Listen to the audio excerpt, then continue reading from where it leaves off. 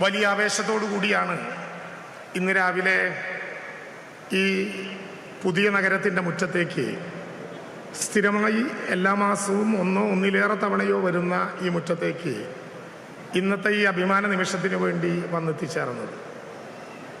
അഭിമാനകരമായിട്ടുള്ള ഈ നിമിഷത്തിൽ വന്ന് നിൽക്കുമ്പോൾ ഇവിടെ എത്തിച്ചേർന്നിട്ടുള്ള വീട് പുതിയതായി ഏറ്റുവാങ്ങുന്ന എൻ്റെ പ്രിയപ്പെട്ടവരായ മഹാഭൂരിപക്ഷം ആളുകളെയും പേരെടുത്ത് വിളിക്കാനുള്ള സ്വാതന്ത്ര്യമുള്ള അമ്മമാരെ, ഉമ്മമാരെ, സഹോദരന്മാരെ, മക്കളെ ഒന്ന് കാണാനായി ആ നിരയിലേക്ക് പോയി. വത്സല ചേച്ചിയും ലത ചേച്ചിയും ഓമന ചേച്ചിയും ശോഭന ചേച്ചിയും ഒക്കെ ഉൾപ്പെടെ അവരെല്ലാവരെയും കണ്ട് അവരുടെ കെട്ടിപ്പിടിച്ചലും കരച്ചിലും കഴിഞ്ഞപ്പോൾ സത്യത്തിൽ കൈവിട്ടുപോയ മാനസികാവസ്ഥയിലൂടെയാണ് ഞാനൊരു അധ്യക്ഷ പ്രസംഗത്തിന് ഇവിടെ നിൽക്കുന്നത്.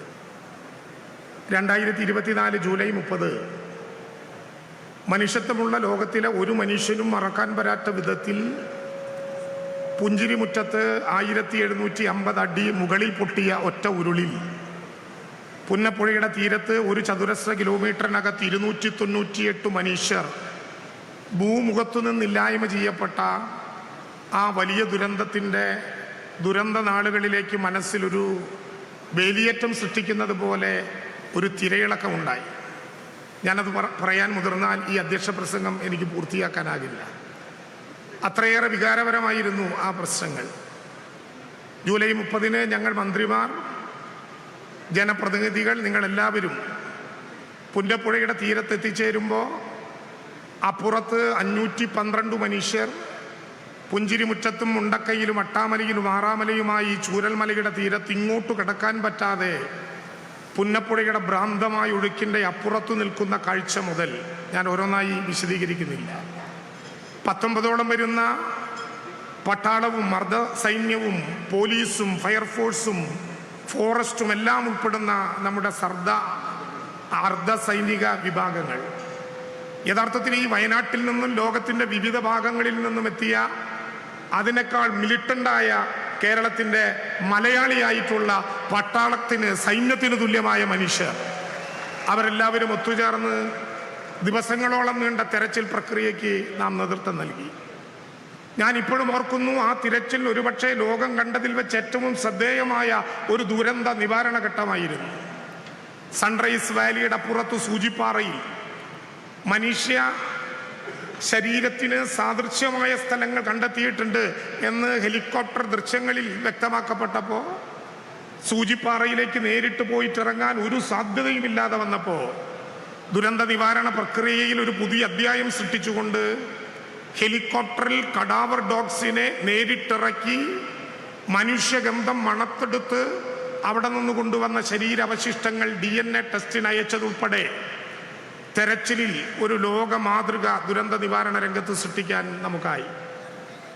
വടക്കൻ ഇന്ത്യയിൽ മരണപ്പെട്ടവരുടെ ഒഴുകി വന്നുകൊണ്ടിരിക്കുന്ന മൃതശരീരങ്ങളും ശരീരാവശിഷ്ടങ്ങളും JCB കൊണ്ട് വലിയ കുഴികുത്തി അതിലിട്ട് മൂടുന്ന അനുഭവങ്ങളുള്ള ഈ കേരളത്തിൽ പുത്തുമലയിലെ ബറയിൽ ഗ്രൗണ്ട് നിരവധികളായിട്ടുള്ള കണ്ടെത്താൻ പറ്റാത്ത, തിരിച്ചറിയാനാകാത്ത മൃതശരീരങ്ങളും ശരീരഭാഗങ്ങളും ലോകത്തിൻ്റെ എല്ലാ മര്യാദകളും പുലർത്തി സർവമത പ്രാർത്ഥന നടത്തി ബ്യൂഗിൾ സല്യൂട്ടോടെ കേരളത്തിലെ വിവിധങ്ങളായിട്ടുള്ള യുവജന സംഘടനാ പ്രവർത്തകർ ഇട്ടിരിക്കുന്ന PP കിറ്റിനകത്ത് ഏതു മതമാണ്, ജാതിയാണ്, രാഷ്ട്രീയമാണെന്ന് നോക്കാതെ സ്വന്തം അമ്മ പോലെ, ഉമ്മ പോലെ, അച്ഛൻ പോലെ, ഉപ്പ പോലെ, സഹോദരങ്ങളെ പോലെ സംസ്കരിക്കുന്ന അഭിമാനകരമായിട്ടുള്ള മലയാളിയുടെ മനുഷ്യ സ്നേഹത്തിന് പുത്തുമലയിലെ ബറയിൽ ഗ്രൗണ്ട് സാക്ഷ്യം വഹിച്ചു.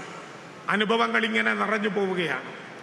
ആഗസ്റ്റ് 25-ാം തീയതി ബഹുമാനപ്പെട്ട മുഖ്യമന്ത്രിയുടെ നിർദ്ദേശപ്രകാരം ഈ മേപ്പാടിയുടെ കൽപ്പറ്റയുടെ വിവിധങ്ങളായ ഭാഗങ്ങളിൽ സ്ഥാപിച്ച 18 ക്യാമ്പുകളും ഒഴിവാക്കപ്പെട്ടു.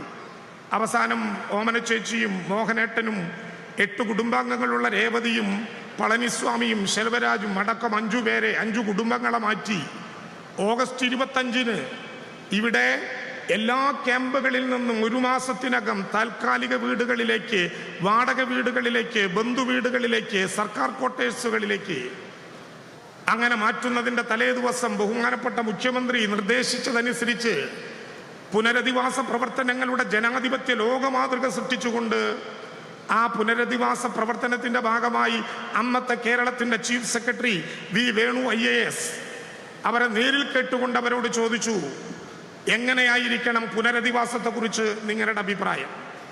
വീടുകൾ കൈമാറുന്ന ഈ സമയം ലോകത്തിൻ്റെ മറ്റൊരു മൂലയിൽ യുദ്ധവും പലായനവും നടക്കുകയാണ്. അന്ന് അവർ പറഞ്ഞു, ഞങ്ങൾ പുത്തുമലയിൽ നിന്ന് ചൂരൽമലയിലെത്തിയവരാണ്. ചൂരൽമലയിൽ നിന്ന് ഇനിയൊരു മലയിലേക്ക് പലായനം നടത്താൻ ഞങ്ങൾക്ക് വയ്യ. ഞങ്ങളെ നിങ്ങൾ പല സ്ഥലങ്ങളിലേക്ക് പറഞ്ഞു വിടരുത്. ഞങ്ങളെ നിങ്ങൾ ഒറ്റപ്പെടുത്തരുത്, പല മേഖലകളിലാക്കി മാറ്റരുത്. അവശേഷിക്കുന്ന ഞങ്ങൾക്ക്, ദൈവം ഞങ്ങളിൽ നിന്ന് എടുത്തു കൊണ്ടുപോയവരിൽ ബാക്കി വരുന്ന ഞങ്ങൾക്ക് ഒരുമിച്ചു താമസിക്കാൻ, ഒരുമിച്ചു ജീവിക്കാൻ ഒരിടം ഞങ്ങൾക്ക് വേണം. അത് പുനരധിവാസ പ്രവർത്തനത്തെക്കുറിച്ച് ജനാധിപത്യപരമായി ചർച്ച ചെയ്തപ്പോൾ ദുരന്തബാധിതരായ മനുഷ്യർ നെഞ്ചിൽ തട്ടി ഞങ്ങളോട് പറഞ്ഞ ഏറ്റവും പ്രധാനപ്പെട്ട കാര്യമാണ്.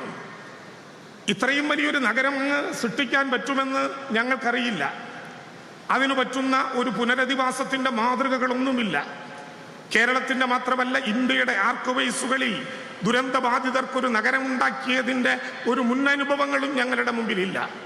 പക്ഷേ കേരളത്തിൻ്റെ ബഹുമാനപ്പെട്ട മുഖ്യമന്ത്രി സഖാവ് പിണറായി വിജയൻ ഇച്ഛാശക്തിയോടെ പറഞ്ഞു, അവർക്ക് സ്വന്തമായി നാം ഒരു നഗരമുണ്ടാക്കും. എന്ത് വില കൊടുക്കേണ്ടി വന്നാലും, എത്ര പ്രയാസപ്പെടേണ്ടി വന്നാലും ഒരു നഗരമുണ്ടാക്കും.